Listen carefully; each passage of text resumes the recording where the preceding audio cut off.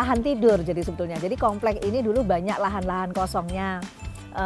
Ya tujuannya macam-macam, Mbak. Jadi pertama untuk menata lingkungan, terus kedua dulu lahan tidur yang rendah ya, tanahnya rendah. Kalau hujan air menggenang, tidak bagus lah, sampah juga di mana-mana. Jadi kami warga dan kelompok tani ini menata bekerjasama semua kekuatan di kita di kelompok di RW 06 ini. Tujuannya hanya ini, kalau sini tidak terbengkalai, tertata, kan mudah-mudahan nggak digusur gitu. Semangatnya begitu di warga di sini.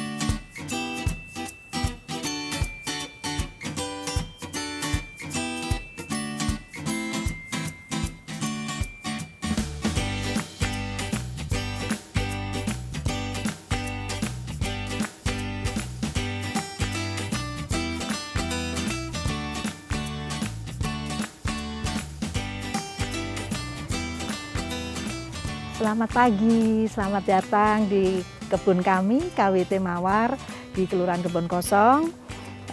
Perkenalkan, saya Esti sebagai ketua dari KWT Mawar. Nah, di sini akan kami antarkan jalan-jalan melihat ke kebun kami ya. Di sebelah sini ini ada jahe merah. Hanya belum begitu besar karena baru ditanam beberapa 2 minggu kalau nggak salah. Nanti kalau sudah besar bisa kelihatan. Yang di pinggirnya ini ada jinten. Nah, jinten ini baunya enak ya, bisa termasuk toga untuk obat batuk, tetapi bisa juga untuk bumbu bikin sop.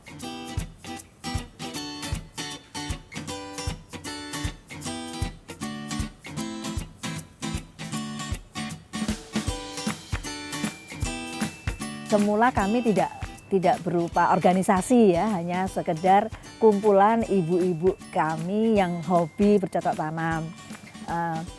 Terus menerus seperti itu, sering ketemu di kebun, terus lama-lama karena kami memang sudah kegiatan sudah terjadi, beberapa orang kumpul, sering dan rutin, akhirnya dibentuk kelompok tani. Itu pertama kelompok tani tingkat RT, jadi RT kami, RT 14 pada bulan Agustus tahun 2008. Kelompok tani ini dibentuk pertama kali, namanya Kelompok Wanita Tani Mawar, karena semua kegiatan di Kelurahan Kebon Kosong itu per RW itu ada namanya, nama-nama bunga. Kebetulan RW 06 ini namanya Mawar. Kalau RW mana ada yang cempaka, ada apalagi macam-macam nama-nama bunga.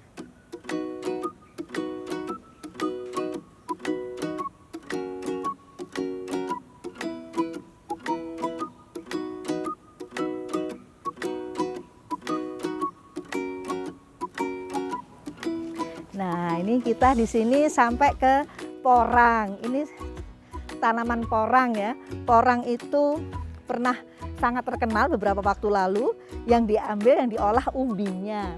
Umbinya bisa untuk berbagai macam bahan makanan ya, dibuat tepung, bisa untuk jadi beras yang sangat sehat untuk yang diet ya. Karbonya rendah. Ada pengolahannya khusus porang ini. Ini pohon rosella, nama latinnya Hibiscus sabdarifa. Asalnya dari Mesir ini pohon ini, bukan asli Indonesia.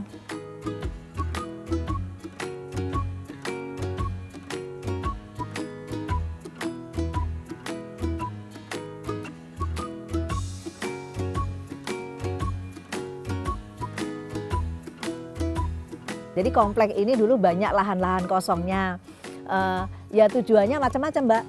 Jadi kami warga dan kelompok tani ini mengolah menata lah ya, menata dibantu pengurus RT juga, bekerja sama semua kekuatan di kita di kelompok di RW 06 ini membangun itu, membentuk itu supaya tertata. Dan sejak kami tinggal di komplek ini ya, sejak anak-anak masih kecil kita tuh selalu diterpa isu-isu kita mau digusur, mau dibuat apa. Jadi nah, untuk mengatasi itu kami warga ini udah kita tata saja. Dulu tidak seperti itu, jadi hanya lahan kosong yang banyak semak belukar gitu ya. Perlahan-lahan, tidak seketika. Jadi per wilayah ini dimulai dari kebun di belakang Blok P dan Blok Q di ujung barat sana. Dimulai dari situ terus berkembang ke sini.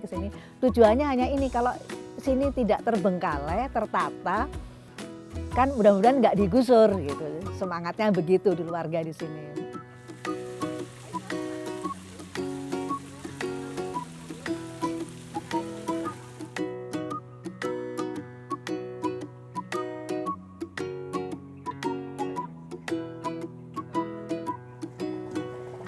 Ya, setelah kita berkeliling-keliling melihat kebun, sekarang tiba waktunya kita akan ke kegiatan berikutnya untuk menyemai dan memindahkan bibit cabai hasil semaian sebelumnya.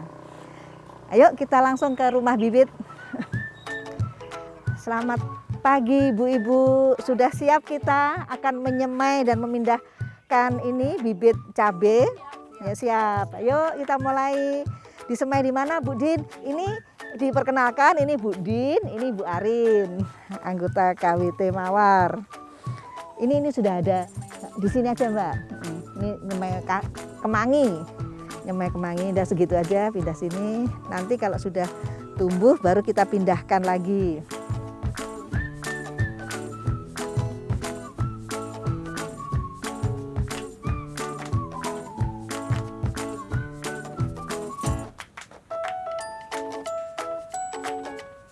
Tentu saja pada awalnya memang hanya sekedar ibu-ibu kita menyalurkan hobi, mengisi waktu luang setelah kegiatan di rumah tangga masing-masing ya.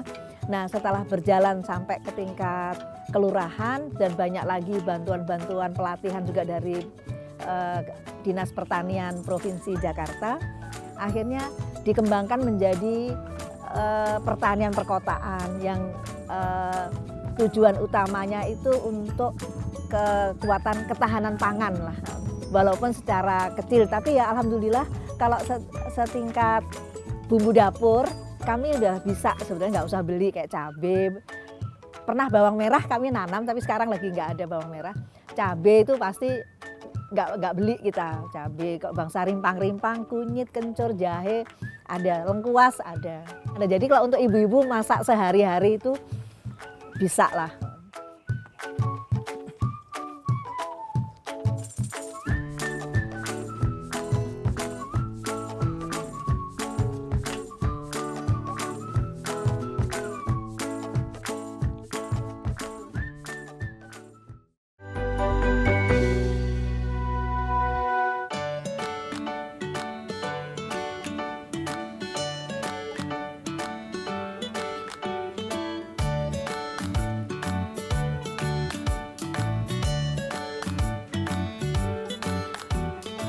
Sekarang kita akan mengolah kompos. Jadi ini sampah dapur dari nasabah Bank Sampah Hijau Selaras Mandiri. Ibu-ibu membawa sampah dapurnya, dibawa ke sini, ditimbang, dicatat, ini sebagai tabungan.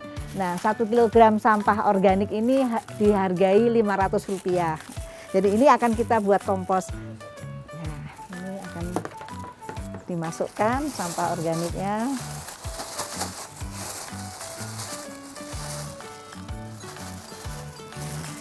Sebentar Mbak, pakai ini dulu, diratain. Ini yang kayak lalat ini sebenarnya maggot ini, larvanya itu maggot. Nah, masukin Mbak Din di atasnya. Nanti Mbak Arin kayaknya udah penuh tuh, pindah sini aja. Ditaruh pinggir-pinggir.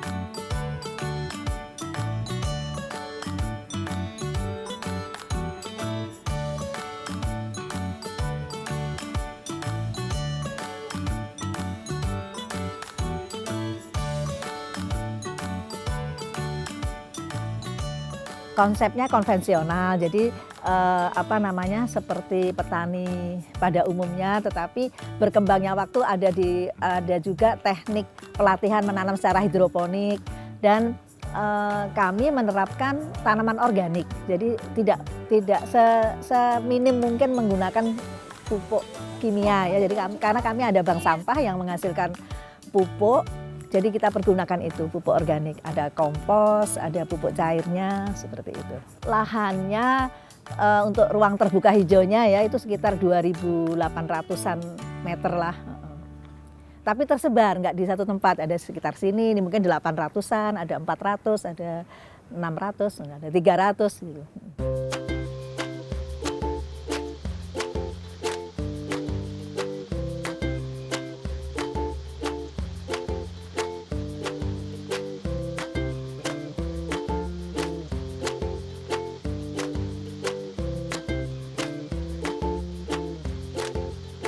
Ya, pagi ini kami dengan kelompok tani akan mengontrol tanaman kami di kebun, khususnya rosella, diperiksa karena ternyata banyak yang layu, ini akarnya busuk, jadi kita akan perawatan, pemupukan dan perawatan yang layu-layu. Ayo kita mulai, ibu-ibu, ini dipotong, ditancapkan kembali, bisa sih, seperti sistem stek. Nah.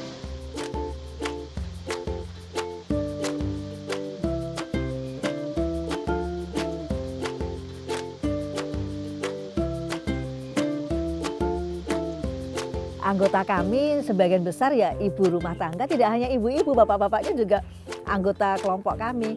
Tujuan utamanya mungkin untuk hiburan ya, jadi setelah kegiatan di rumah keluar ke kebun, bercocok tanam di kebun, bisa silaturahmi, bisa ketemu, dan manfaatnya kita bisa menikmati hasil kebun tadi ya. Untuk anggota boleh ngambil gratis, kalau berlebih kita bisa jual juga ke tempat lain lah, atau ibu-ibu lain yang membutuhkan, bisa dari kelurahan, kecamatan, atau ibu PKK dari mana mau beli seperti itu kita layani gitu. Tapi untuk anggota sendiri bisa menikmatinya.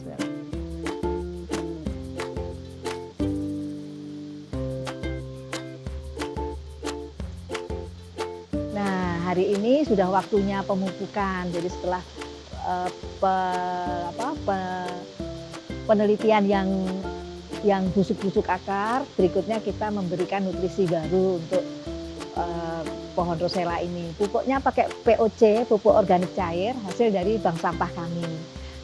POC ini pemakaiannya 1 ukuran ditambahkan 5 ukuran air. Jadi ini sudah dioplos, ini siap untuk disiramkan ke pohon-pohon di kebun sini.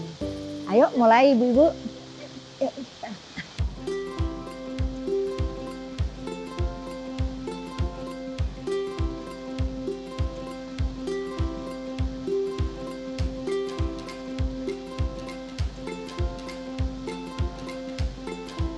Tidak terhitung, udah kan kalau sayuran kan sebulan atau 1,5 bulan panen ya, atau 2 bulan paling lama panen. Kalau ubi, lupa juga, ubi singkong kami menanam juga.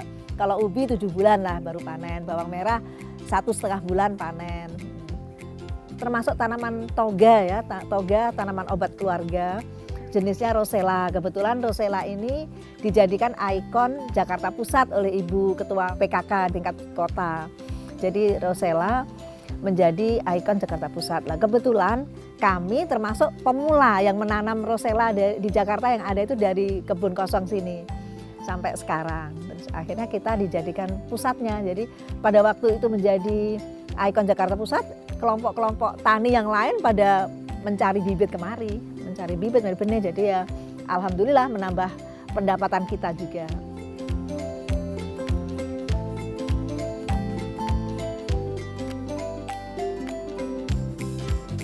Untuk rosella gampang sekali menanamnya, dan dia nggak rewel sih, asal cukup matahari, air, dan sepanjang pengalaman kita tidak pernah gagal panen, selalu bisa dipanen, selalu bisa dihasilkan.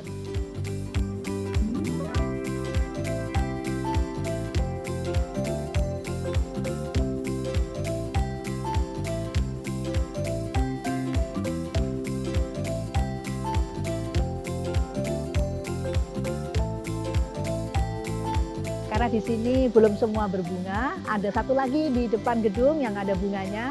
Kita akan pindah ke sana untuk lanjut panen. Ayo ibu-ibu kita pindah ke sana.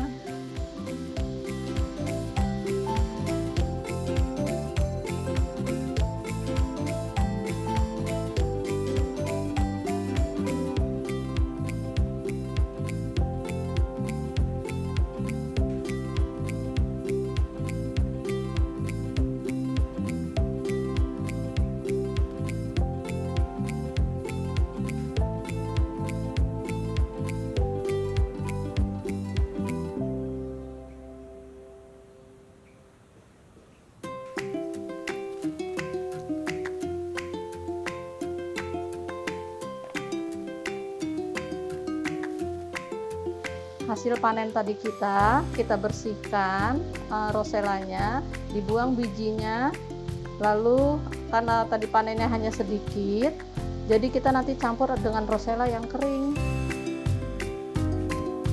Kita masak satu resep dengan air 1 liter air, kita masukkan.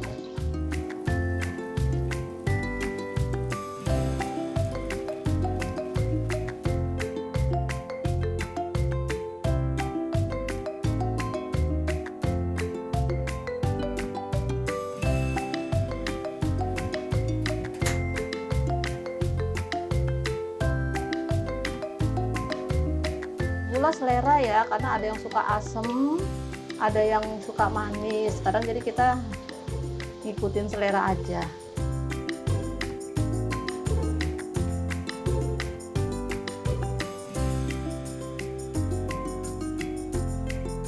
Setelah sudah jadi minuman, sekarang kita praktek yang kedua, membuat agar-agar dari air rosella minuman yang tadi.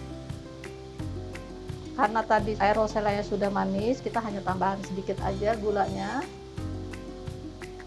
Agar-agarnya kalau bisa pakai yang leci, biar lebih ada rasanya, lebih nyatu dengan rosella.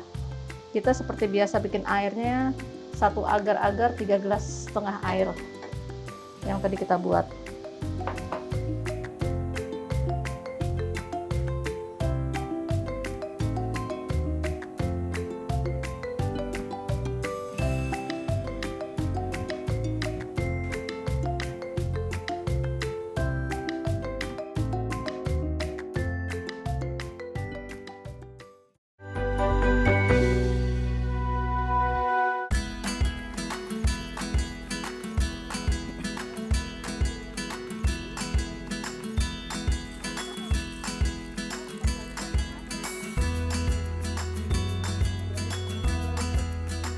Kalau bergabung ini cukup inovatif bagi mereka minimal untuk optimalisasi bahan perkara itu sendiri, baik dalam bentuk polybag, tambu lampot, tanaman buah dalam pot, maupun dalam vertikultur, dan perkembangannya masing-masing rumah itu sudah ada.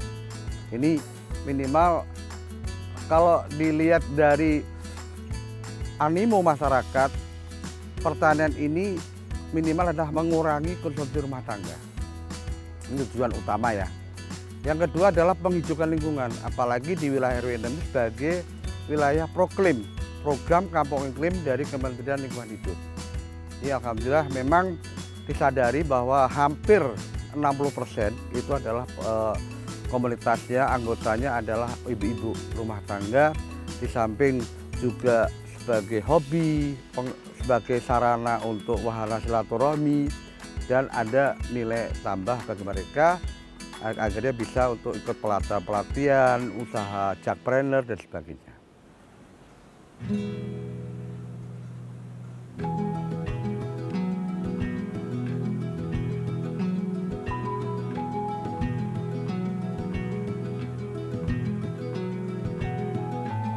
Perkenalkan, nama saya Retno. Kita mau kenalan ya di kebun mini saya yang ada di rooftop. Ini memang banyak pohon, banyak tanaman, banyak sayur, banyak bunga. Kita mulai kenalan dari sini ya. Ini tanam bunga-bunga saya. Ada miana, ada kuping gajah.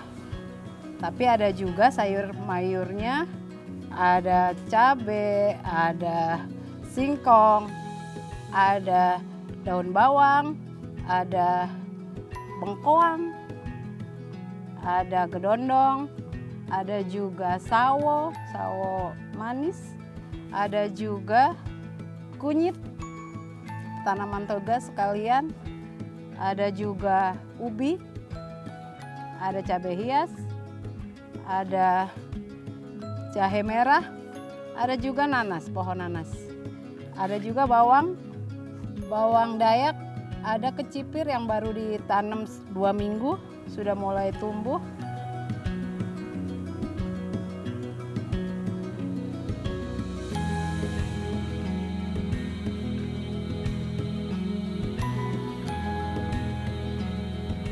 Awalnya, waktu awal pertama kali COVID datang, itu saya sudah mulai berkebun sayur-sayuran. Tapi yang secara organik, bukan hidroponik, bukan. Secara organik. Nah, begitu sayuran udah hampir setahun saya di sayuran, terus udah mulai anak-anak masuk, sudah mulai tidak terpegang, akhirnya ke yang agak bukan sayuran, artinya yang bisa dipanen jangkanya agak panjang dan tidak perlu setiap hari harus dirawat. Awal mulanya sebelum membangun rumah ini memang sudah dikonsep untuk membuat kebun di atas rumah. Artinya sambil berkebun sambil bekerja, waktu itu memang saya masih bekerja, jadi untuk mengisi waktu luang. Nah, begitu sekarang sudah nggak bekerja, saya full di sini dan sekalian menunggu anak.